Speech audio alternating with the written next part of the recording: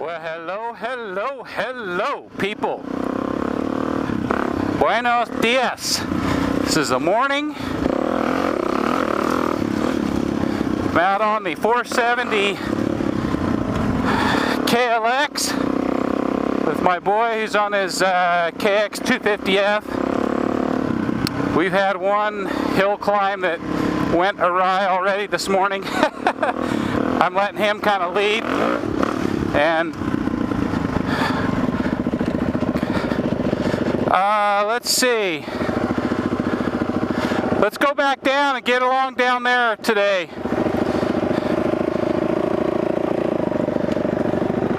Yeah, you knew that was going to happen.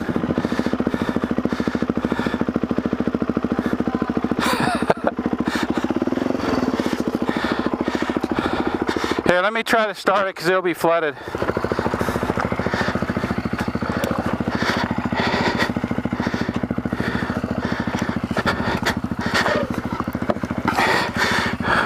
When you start turning like that and it starts to go, let the clutch out and give it throttle. You'll come right out of it.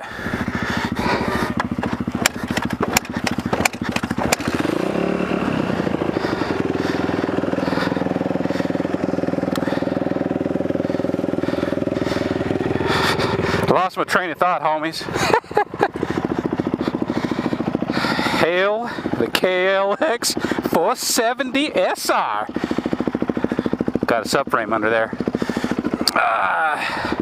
I'm beginning to really enjoy this bike. It's got zip-diddy-doo-dah.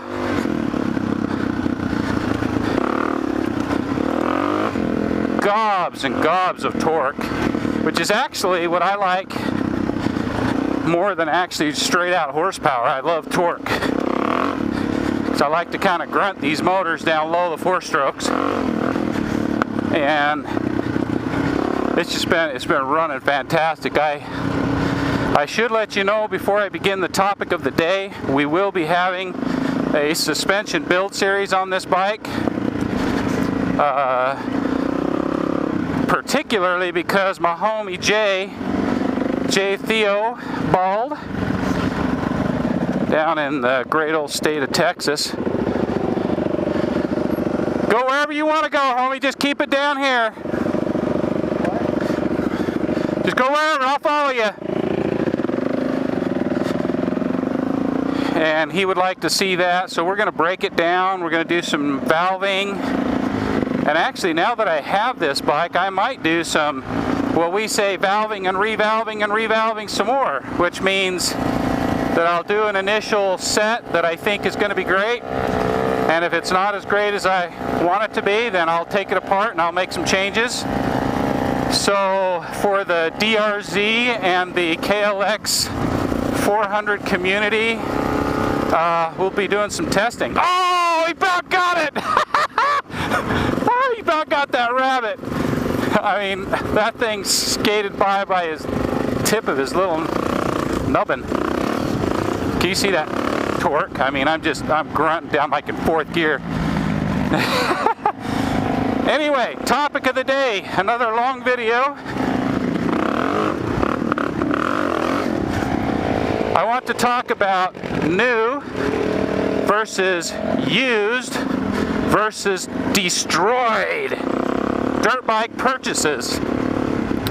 What is the best thing for you?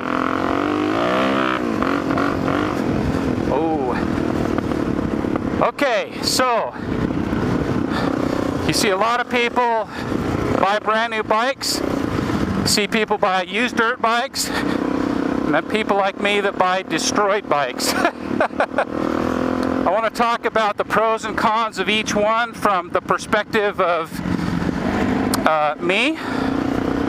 Everybody has their reasons, but let's discuss first of all. And for those of you who buy new bikes, I do that on occasion.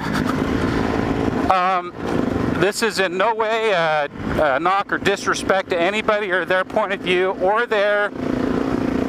what works best for them. Some of the reasons to buy a brand new bike is you know exactly what kind of history that bike has. It's in zero. and you can change the oil on the frequency and regularity that you are comfortable with. The filter, you can do the maintenance the way you want to take care of that bike, make it last. And you shouldn't have any, radical problems that aren't taken care of by the dealer. Everything should be brand new, so all your parts are brand new, there's no wear, and you're starting from a clean slate. Now, the downside is that's going to cost you. Nowadays, there's not many bikes that cost less than about, $8 or $9 grand at the lowest. And they're not the best bike for the job most of the time if we're dealing with dual sports. I'm not talking about, you can buy a motocross bike, you can dual sport with it. It's not ideal. Heck, I've done it. But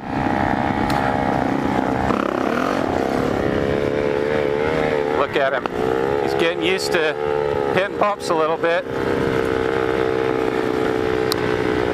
But it's going to cost you. You're going to get a nice dual sport bike, brand new. You're talking, say, a KTM 500 EXC or a Honda CRF 450L or any of the betas. Oh, this is a little dangerous for him. It's going to cost you some money, and a lot of money, and you're going to lose depreciation very quickly. So if you plan to keep that bike for a very long time and you don't mind the depreciation, it's worth it to you, then that's probably a good option. The other reason that you may want to consider that, buying a new bike, sorry I had to close my face shield, maybe you can hear better, is because you may want, you don't like to do major repairs. You want to spend your time, the limited time you have, out riding, and you do not find joy and happiness and contentment in motorcycle repair and modification.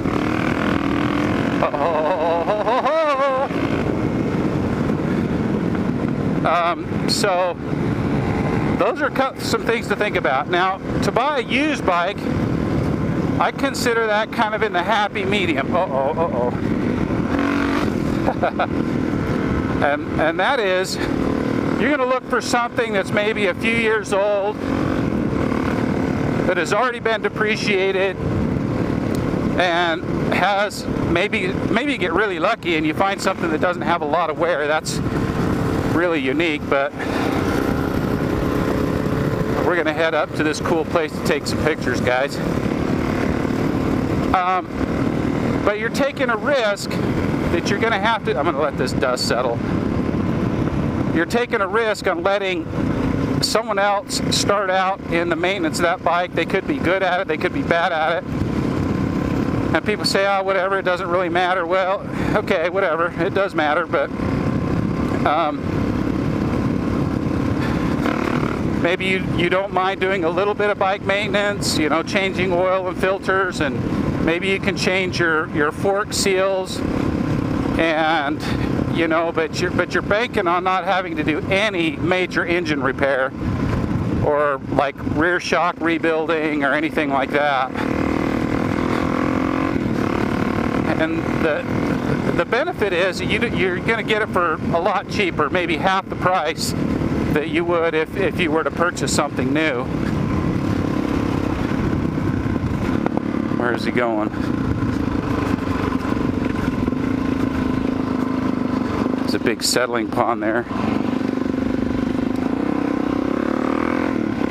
And I would say the majority of people purchase used over new because they save money.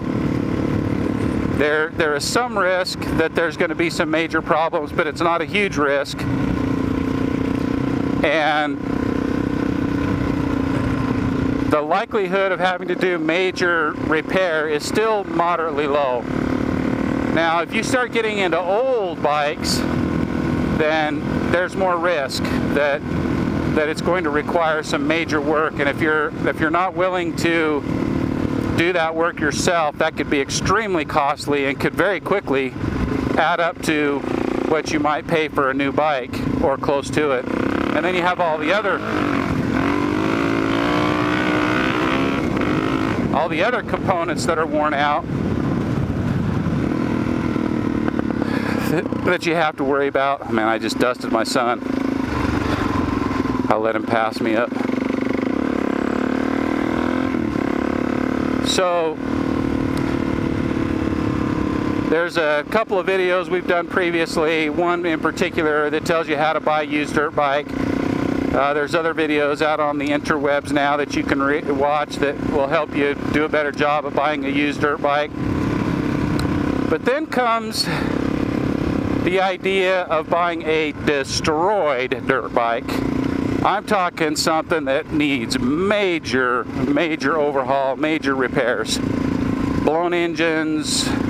I'm gonna give him some room. Blown engines, broken, major stuff. Now, here's the thing. Most people just completely shy away from that. They're like, oh man, this is, I'm not going down that road because who knows what's been destroyed on that thing, and they don't have maybe the confidence to go through it, or they don't have the time or the patience or the desire to really learn.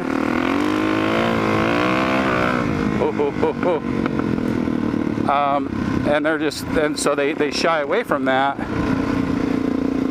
Hang on a sec, we're going to have to do a little gate action here.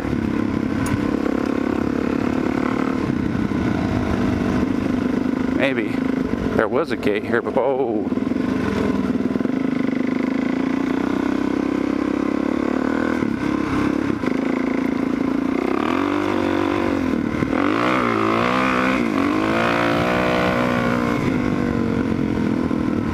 Oh, hang on a second.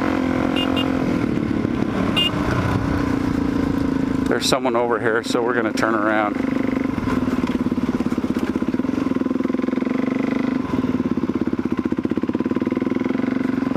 Okay.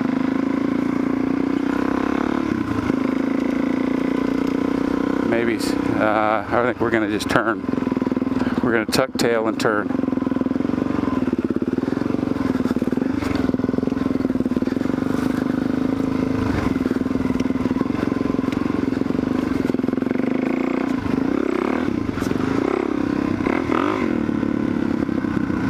We were going to go take some pictures up there, but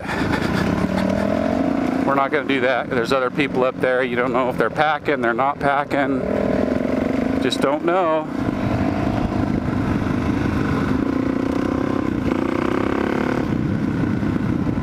Come down here and then I'll resume the discussion.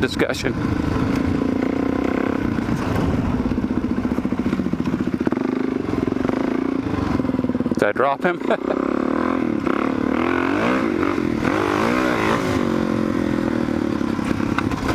Oh.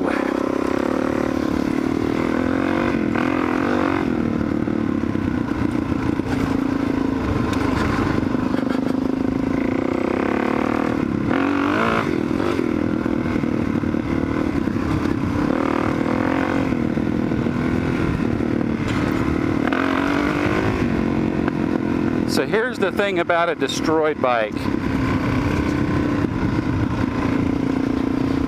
If you get a destroyed bike for super cheap, we're talking like a few $100, and really a lot of times people overestimate what their crap is worth, and when it's destroyed it's not worth much. I mean, they'll try to say, well, I could part it out for that, and that's great, then go ahead and part it out.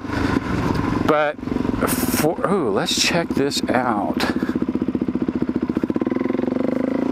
Let's come on up here. We might take some picture.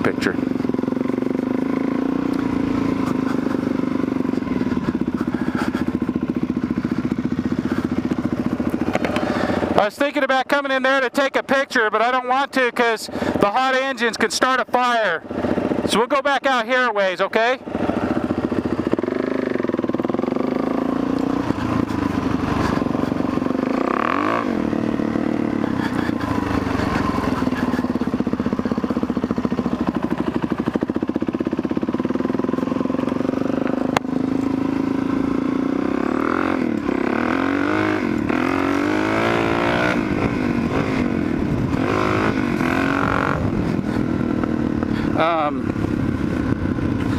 cutting this up into about 100 pieces.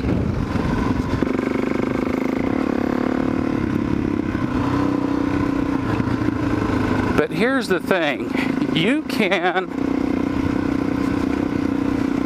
purchase, if you get a bike cheap enough and you're comfortable or even enjoy taking your time to go through this bike top to bottom, front to back,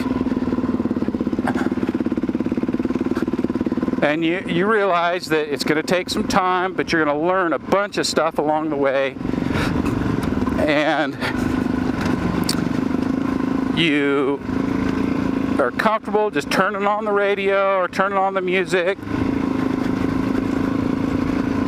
and start from one part and go through the rest of the part and learn a little bit as you go and not have to be in a hurry to do it. Say you're going to do it as a winter project or maybe even a year project.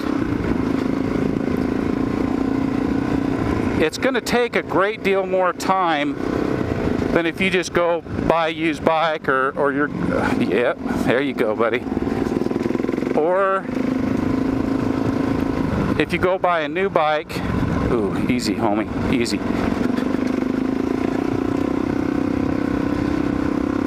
But when you're finished and you've gone through and you've inspected everything, the things that are still good you've cleaned up and relubricated or whatever and reused, the things that need to be replaced, there's specs on everything. I mean, all you got to do is read the specs, and if it's out of spec, then you know you got to replace it. Hang on a second here.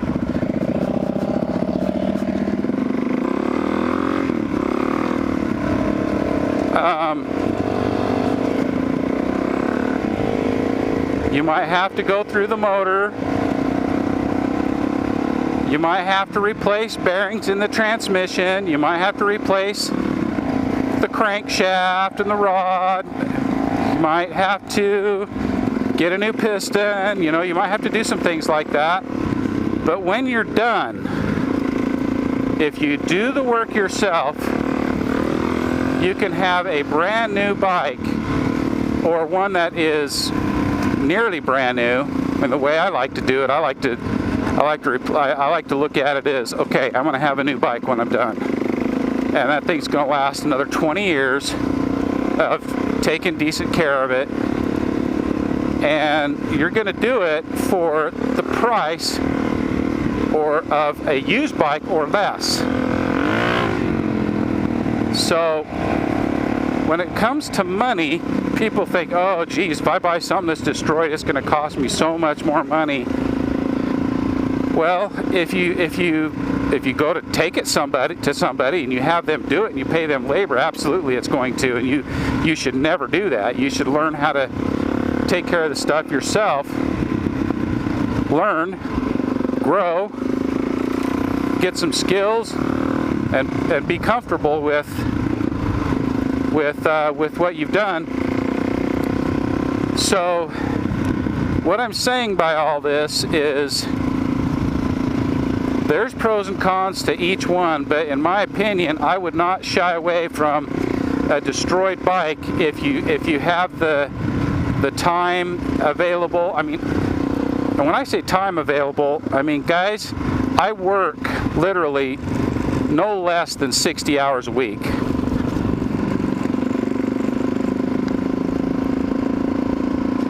Sorry, I was taking a drink. No less than 60 hours a week. And I have family obligations. They're not really obligations, they're things I really love and enjoy doing, spending time with them. But I also have things that cause stress in my life. And one of the things that helps me a great deal with my stress is to concentrate on something other than my stress. Which means I turn on the music, I go out to the garage, and I take something and I start taking it apart, fixing it, rebuilding it, or whatever. And pretty soon I'm concentrating on something else other than my stress. or the things that cause me stress or worry, I should say. I don't know if I really stress. Worry is more probably like it. I do worry a lot about a lot of things. But that is something that you can do that will be therapeutic for you and allow you, for a very good price, come out the end with a really good bike for not a lot of money, and maybe something that's even got everything replaced.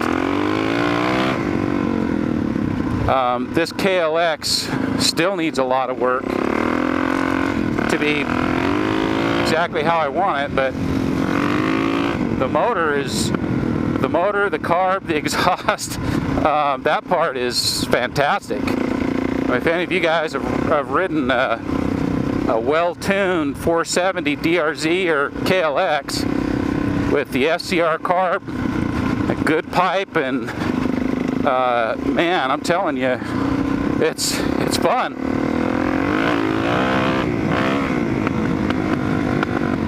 Sometimes I miss shifts like that because I got these big old fat new boots on. Let's see, we're gonna go down this way.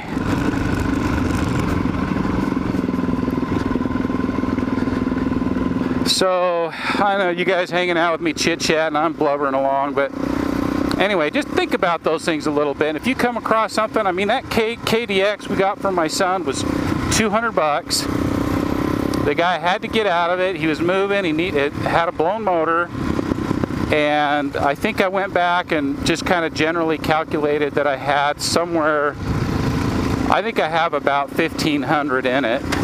Now, I would never sell it for $1,500. I would sell it for more than that, but I won't sell it anyway. It's my son's bike, so, and he loves that thing, absolutely loves it.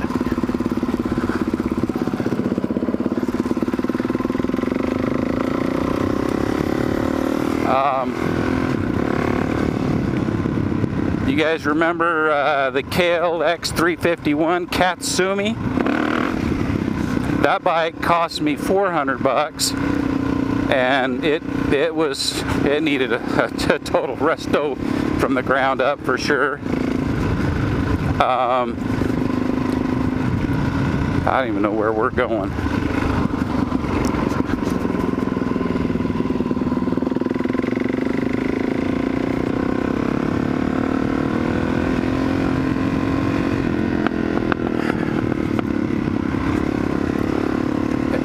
Sorry, I had to take another swiggeroni. I'm trying to look for a way to get back over that way.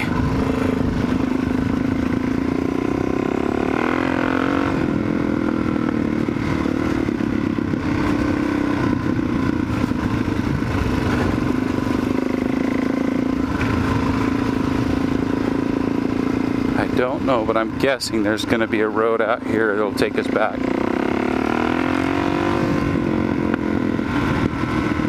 This bike, I'd have to go back and look. This bike is actually worth a little bit more.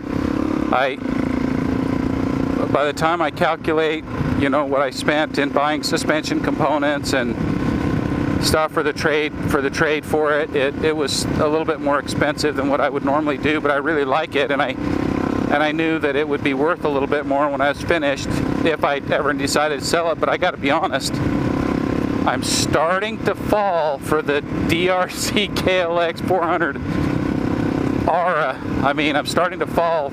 It's just such a good all-around bike. And I think when I'm done with the suspension and keep modding that till I'm happy with it, I think, I mean, I love the electric start, guys. That is the cookies. Other than my 990, it's the only bike I have with an electric start.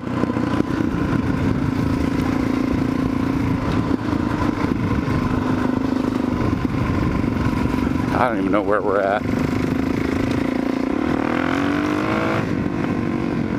Anyway, thanks for listening.